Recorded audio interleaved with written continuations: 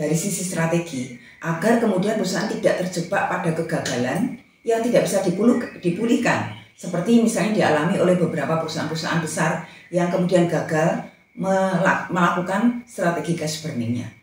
Ini adalah salah satu tayangan YouTube spesial bagi saya, karena saya ingin membagikan sharing ketika saya menyampaikan pidato pengukuhan guru besar di bidang akuntansi beberapa waktu yang lalu.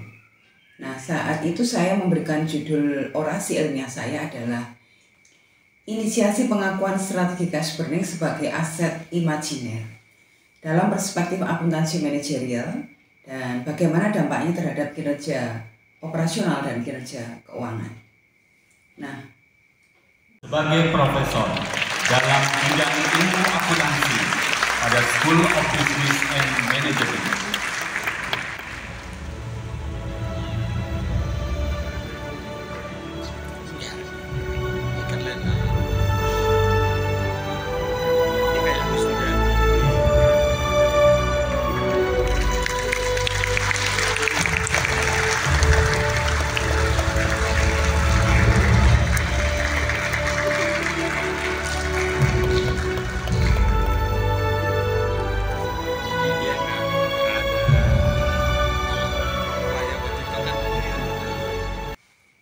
saat ini perusahaan semakin banyak mengadopsi teknologi dalam menjalankan bisnisnya. Adopsi teknologi itu tidak saja menyangkut aset produksi ataupun teknik produksi, tetapi juga tata kelola, mulai dari perencanaan, supply chain, sampai distribusi dan pemasaran. Juga termasuk tata kelola manajerial secara keseluruhan. Nah, dampak dari adopsi teknologi tentu akan besar terhadap proses bisnis perusahaan. Dan ini menyebabkan tingkat inovasi dan pembaruan produk atau layanan menjadi semakin cepat. Inovasi itu tidak lagi semata-mata di-drive oleh tren pasar, tetapi justru inovasi berbasis teknologi itu yang meng-create tren baru yang mendrive pasar. Sebagai contoh misalnya di industri telepon genggam, hampir setiap tahun perusahaan seluler itu mengeluarkan produk flagship dengan teknologi dan fitur yang semakin canggih. Di industri otomotif, inovasi produk tidak saja terjadi pada produk-produk premium, tetapi munculnya segmen-segmen baru, mobil dengan harga yang lebih murah, lebih terjangkau, tetapi teknologi dan fasilitas itu semakin lengkap, semakin hemat energi, dan juga semakin bertenaga. Inovasi juga menyangkut sistem manajemen yang semakin berbasis IT dan kecerdasan buatan. Jika dulu hanya perusahaan besar yang mampu mengadopsi sistem seperti supply chain dan PPIC, tetapi saat ini software supply chain, PPIC, distribusi itu semakin terintegrasi dan dikendalikan oleh kecerdasan buatan. Lebih canggih, tetapi juga harganya semakin murah. Nah, itu sebabnya banyak perusahaan itu dengan sukarela mempensiunkan software-software lama secara lebih dini guna mengejar efisiensi yang ditawarkan software yang terbaru tersebut. Di sisi pemasaran pun, landscape-nya sudah banyak berubah. Strategi pemasaran sudah dikendalikan dan didrive oleh sistem big data. Sehingga bukan saja dapat memotret konsumen behavior, tetapi juga memotret sisi emosional dari konsumen. Produsen parfum tidak lagi sekedar berbicara mengenai brand quality seperti parfum harum yang tahan lama dengan bintang iklan seorang public figure, tetapi sudah bergeser pada brand asosiatif. Testimoni produk itu juga tidak diwakili oleh satu orang public figure, tetapi sudah mengandalkan afiliasi, dan mereka lah yang menjadi perwakilan dari produk yang dikonsumsi. Mereka lah yang kemudian mempromosikan produk-produk tersebut sehingga kemudian bisa laris terjual. Pangsa pasarnya itu menjadi lebih luas dan asosiatif, karena afiliator tersebut bisa saja seorang pramugari, dosen, wanita karir, CEO perusahaan besar, ataupun seorang selebgram. Perkembangan pesat di atas itu terjadi karena sistem komputasi dan kecerdasan buatan yang memperpendek pertimbangan-pertimbangan teknis sehingga kinerja perusahaan itu semakin efisien. Nah, tetapi di sisi lain, adopsi teknologi berbasis AI di atas menimbulkan paradok bagi perusahaan. Di satu sisi, tren atau selera pasar itu cepat berubah. Di sisi lain, perusahaan juga dituntut untuk secepatnya mengadopsi teknologi baru yang yang pasti memerlukan investasi baru. Nah, akibatnya apa? Ruang BEP menjadi semakin sempit. Perusahaan dituntut untuk selalu melakukan investasi baru agar tetap kompetitif. Nah, kita tahu juga hal ini kemudian dibarengi oleh life cycle produk atau layanan yang juga semakin pendek. Hal di atas itu juga memaksa perusahaan untuk secepatnya memperkenalkan hasil inovasi produk dan layanannya, supaya awareness dari konsumen itu juga cepat terbentuk dan menghasilkan pertumbuhan penjualan yang signifikan dalam tempo yang juga cepat. Kondisi di atas yang kemudian menjadi cikal bakal munculnya strategi cash burning atau bakar uang. Tujuannya adalah mempercepat proses penetrasi pasar, menaikkan awareness produk dan memperpendek masa BEP, dan juga bisa dengan cepat mencetak laba bersih yang positif. Nah, berdasarkan itulah kemudian saya melakukan penelitian saya. Dalam hal ini saya memperluas makna dari cash burning, bukan sekedar kampanye marketing berupa diskon harga atau promosi besar-besaran, menggunakan afiliasi dan seterusnya, tetapi sebenarnya proses cash burning itu juga diawali dari melakukan investasi mesin-mesin baru, R&D, kemudian sistem manajemen yang lebih mengadopsi teknologi yang terbaru, sampai perekrutan tenaga ahli, akuisisi, dan sebagainya. Secara global, kerangka pemikiran dari bagaimana mengakui cash burning itu sebagai sebuah aset bisa dilihat dari framework tersebut ya, yang saya cantumkan berikut ini. Nah, memang tidak semua strategi cash burning itu akan berhasil.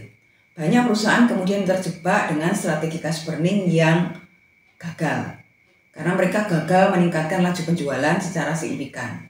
Beberapa perusahaan itu bahkan sudah disuntik dengan modal besar oleh banyak investor, tetapi kemudian mereka juga gagal karena biasanya juga terjadi yang namanya overpromising dan optimisme yang berlebihan, ya, sehingga kemudian bisnis ini gagal dan tidak bisa diselamatkan.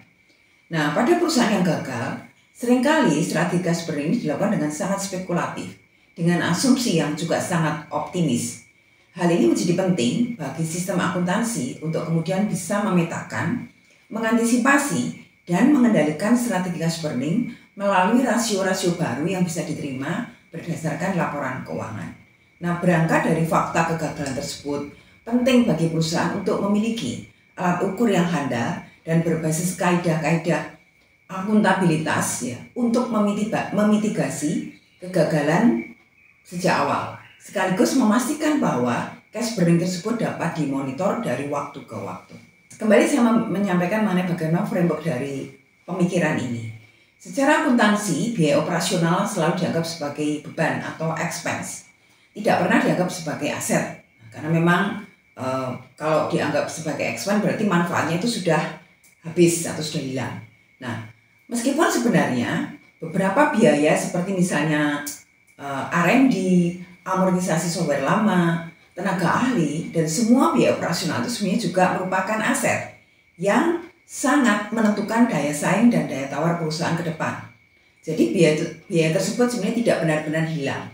Biaya itu akan terkonversi ke dalam peningkatan daya saing, peningkatan daya tawar. Di mana peningkatan daya saing dan daya tawar itu juga bisa dilihat dari bagaimana pertumbuhan dari laju penjualan.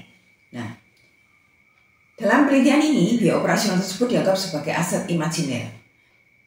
Hal ini karena pengeluaran tersebut memang ada dampaknya dan bisa dilihat dari laju penjualan, daya tawar perusahaan, dan brand atau produk awareness yang meningkat.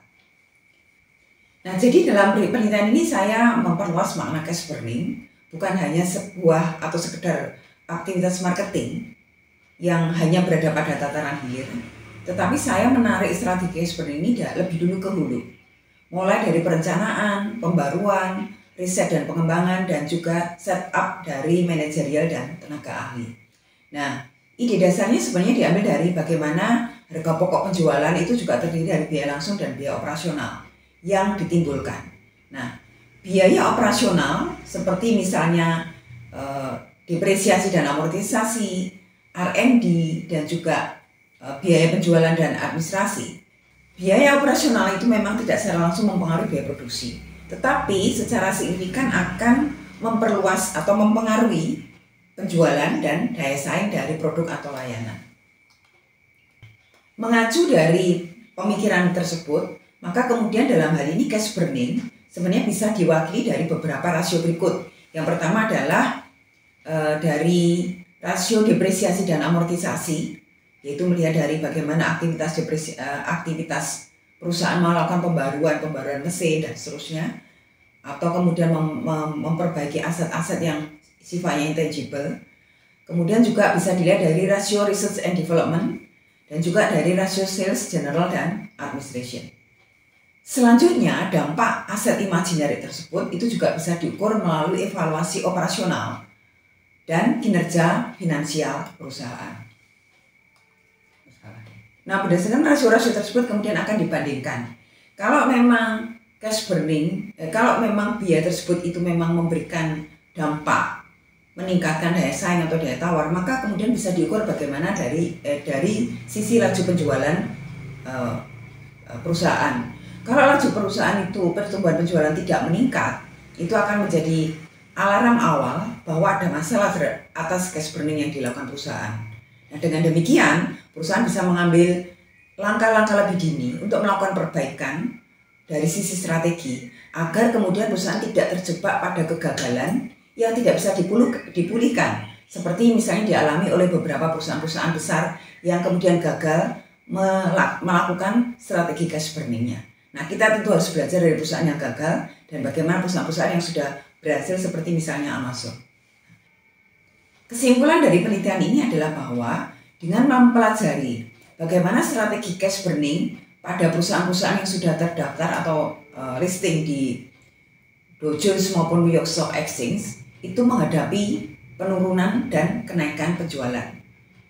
Nah, itu sekilas mengenai inisiasi atau pemikiran saya bagaimana mengakui cash burning itu bukan sekedar sebagai biaya, tetapi sebagai sebuah aset. Dan yang saya namakan di sini adalah aset imajiner. Nah, tentu saja saya berbicara dari perspektif akuntansi manajerial, di mana kebutuhannya adalah untuk melakukan pengambilan keputusan dan mengevaluasi apakah strategi yang sudah diterapkan itu memang sudah fit atau belum, sehingga perusahaan bisa melakukan perbaikan atau melakukan langkah-langkah perbaikan lebih dini sebelum masuk pada kegagalan yang fatal yang tidak bisa dipulihkan. Nah, semoga pemikiran ini akan bisa berguna khususnya bagi perusahaan-perusahaan yang saat ini tengah menjalankan strategi cash burning-nya.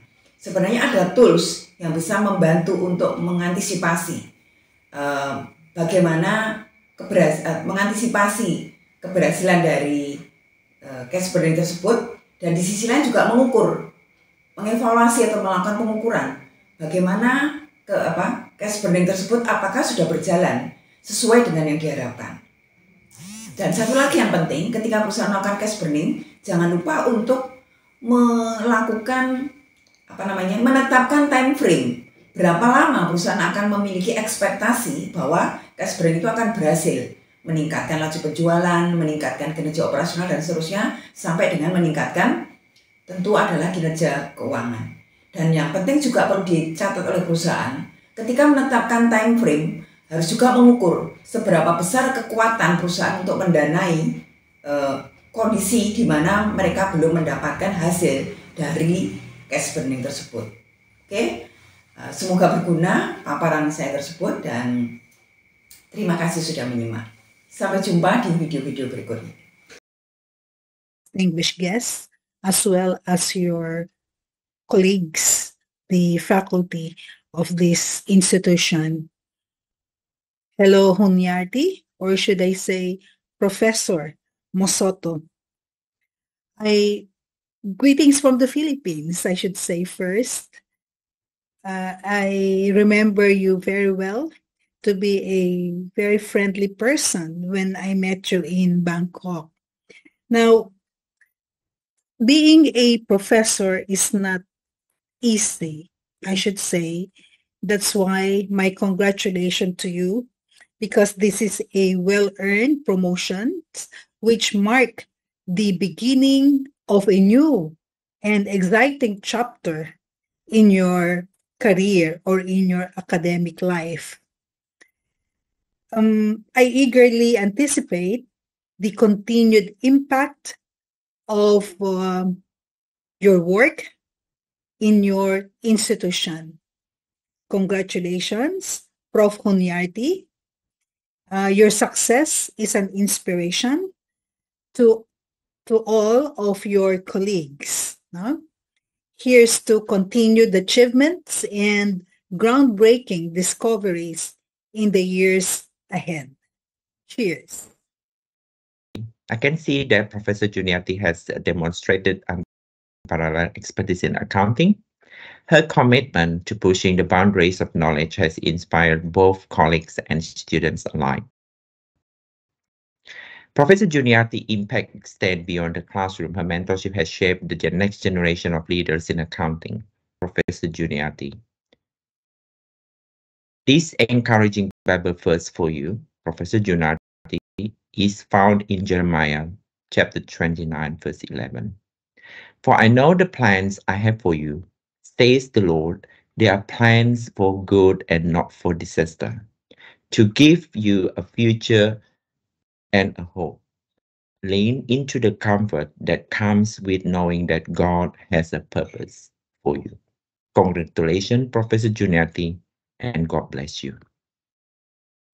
Halo Bu Jun, saya mau mengucapkan selamat atas pengukuhan Bu Juniarty sebagai guru besar atau profesor pertama di Prodi Akuntansi di UK Petra. Saya turut berbahagia dan juga bangga atas pencapaian Bu Juniarty. Sekalian saya mau mengucapkan terima kasih untuk bimbingan dan juga support yang Ibu berikan selama saya berkuliah di Petra. Sekali lagi selamat buat Bu Jun dan juga sukses untuk kedepannya. Terima kasih.